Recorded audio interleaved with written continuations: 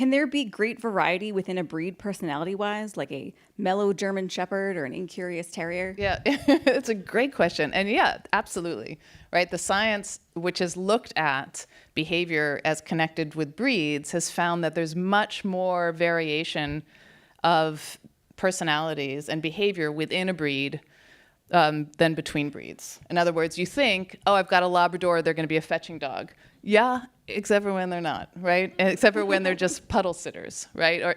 And there's, on almost every level, there's more variation within breeds. And that sort of defies our expectations, right? That's partly because we've been sold the idea that dogs who are a certain breed are going to act a certain way. And I think actually this is a big problem. And it's why you wind up with a lot of dogs who are abandoned, who wind up being dogs who need to be rescued, is because we have expectations that they're going to, oh, it's a golden retriever, they're going to be good with kids. Well, guess what? You know, golden retrievers bite more kids than most other breeds. Why? Because they're put in positions with kids because we think they're all good with kids. And like any dog, they have to have socialization with children. Children have to know how to behave around a dog. So all those things are true for every dog, and breed tendencies don't live up to breed expectations. Why do dogs sniff other dogs' butts? That's where all the good identity information is. I mean, dogs don't, you know, like come up to another dog and shake hands, right? Like they learn who someone else is by their smell. And dogs give off smell, right, in the perianal region, around the face. By the way, male dogs like to meet another dog more often at the rump, and female dogs, politely, more often sniff the face first. But both places have information about who that dog is. Yeah. So they're visually seeing the dog, but they're also finding out information about their sex, right? They don't have to peek underneath the dog to see what sex the dog is, right? They smell like their sex, right?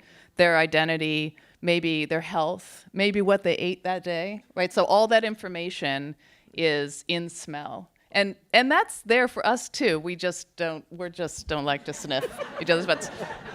But I have smelled all my friends, right? Like we all have an odor, and that is information about who we are. Right. And in that, I feel like I'm trying to get on the dog's level and understand what it's like to meet others through smell. How powerful is the dog's smell? I mean, I know ours is compared to them is almost nothing, but is there like a metric you can share? We have decent sense of smell, right? And anyone who's lost their sense of smell in COVID, did that happen to anybody? You know, that's when we start to appreciate how important it is actually in our life. I mean, emotions are connected to smell and memory. Think of your earliest smell memory. Taste is completely connected to smell, right? It's very important to us, and we have good noses.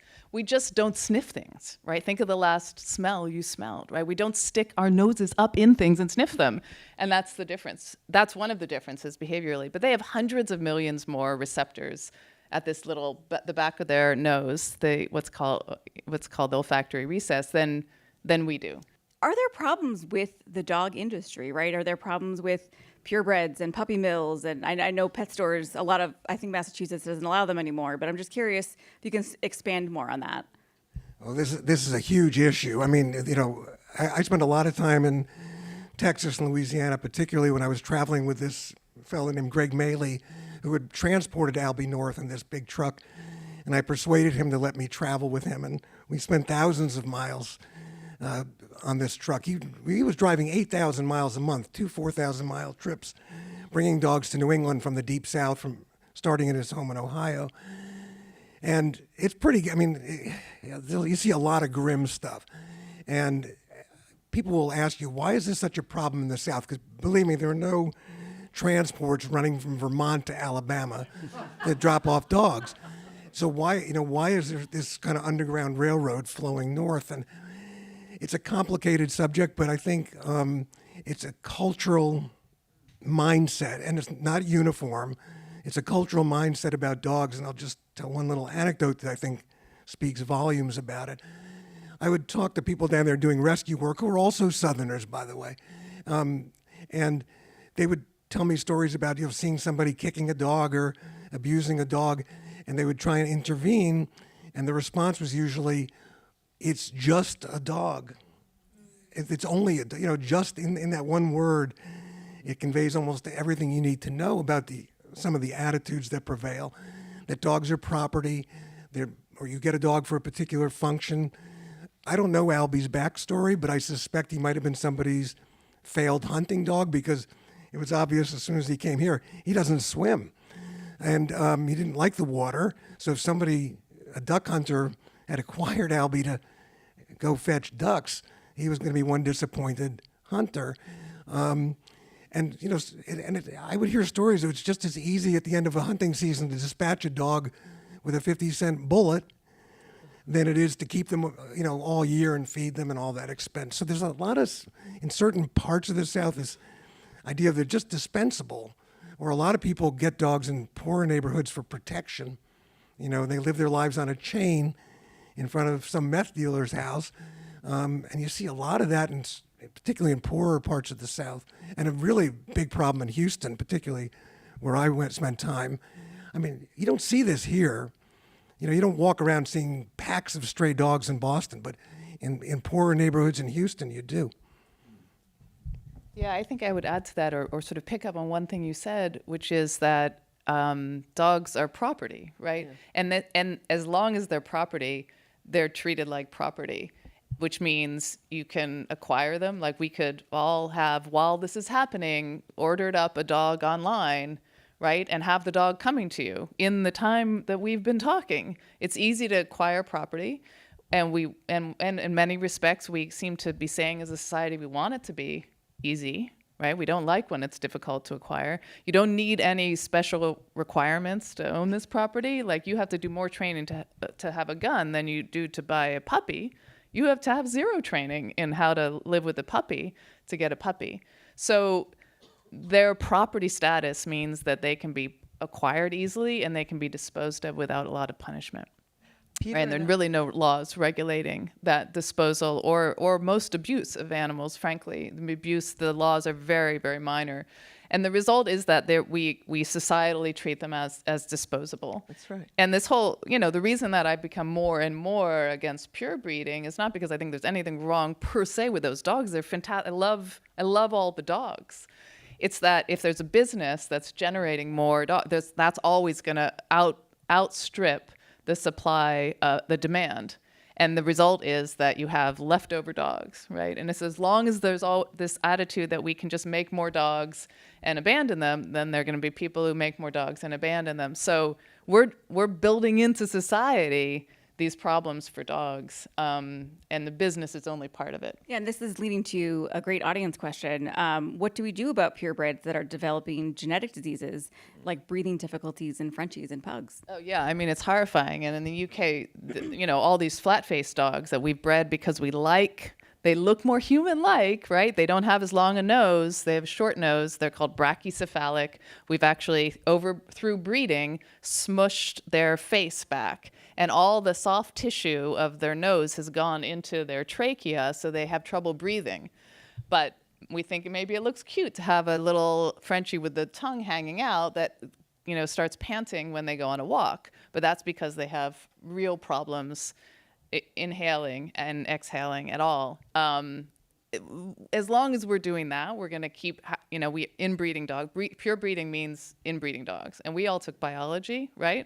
Inbreeding leads to recessive genes kind of exploding in the population, and a lot of problems, a lot of disorders pop up, and that's inevitable. That doesn't mean it will be in every dog, but it's inevitable. So the idea is if we're going to keep breeding dogs, you have to start outbreeding dogs.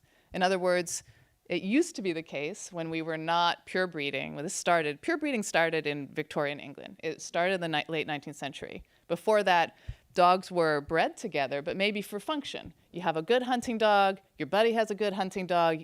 Maybe they look alike, maybe they don't. But they're both good at that behavior, so those dogs would be mated. And that was breeding, pretty much, for lots of different tasks. That gets rid of this problem of inbreeding. But that's also called outbreeding. You could think of it as outbreeding. In other words, you're not marrying your sister, right? You're looking for somebody to marry who's further genetically away, but who you still have some connection with. And if we did that, introduced outbred dogs, so you have a bunch of German shepherds who we now breed to have these hips that sway back, and the hips they can't even support their own body weight, so their back legs are usually buckled. And look at the dogs who've won the Kennel Club competitions recently. They can barely walk, right? But let's say instead of breeding for that, you got a couple of dogs who look like the police German Shepherds, who are upright, who look like dogs used to 200 years ago in German Shepherds or the German Shepherd type dog. If you did that for several generations, you'd start getting rid of some of those recessive problems. But people haven't been incentivized to do that. Yeah, I was going to say, is there anything we can do about that? Is public there pressure? Yeah. Not buying the dogs from the breeders who were breeding dogs that can't breathe, who can't support their body weight, right? Who have congenital illness. And no breeder will say they're doing that, but that's sort of the process. That is the process of breeding. Yeah. So totally different subject now, and that we're talking about breeding. Dogs, modern day wolves share a common wolf ancestor, right? Can you talk a little bit more about how that happened, how humanity turned dogs into companions? When you look at like a little chihuahua Right. coming out of somebody's perch, you don't think that's a wolf, You do not. right? But dogs and wolves, the gray wolves, share a common ancestor. Some wolf-like dog who maybe 10, 14,000 years ago was probably less fearful of people and approached humans. One of the theories of how this happened, and we don't know exactly, and it happened many times in many different places, is that they grew less fearful and started taking advantage of this niche, this human niche of us throwing away food that we're done with, right? Like garbage, creating garbage heaps. And they became more scavengers than they were just carnivores and eating our food. And then we started taking them in, and maybe one also barked when there was another animal who could be dangerous around, and we kept those as guards. Or maybe one showed us when there was something fleeing in the bush, and we kept them as hunting companions, right? Or maybe we just liked having puppies around because we like how they look, and then we keep them as long as they look cute. So over time, because of us seeing each other, we started breeding dogs. But it is very, very recently that we started breeding dogs that do look like the toy, the teacup poodles or the little chihuahuas, or even the giant breeds like Great Danes. Those didn't exist 10,000 years ago. It is kind of funny to think of a Great Dane and a Chihuahua being the same species. That they're just so different. And I opened my very first book, Inside of a Dog, with a play bout between a Dane and a Chihuahua, because what's so wonderful about that is that they see their dogness in each other, right? But it's us who see that one's big, so is probably aggressive, that one's little, so needs to be taken care of. And in some cases, that will be the case, but that they see the inherent dogness in the other.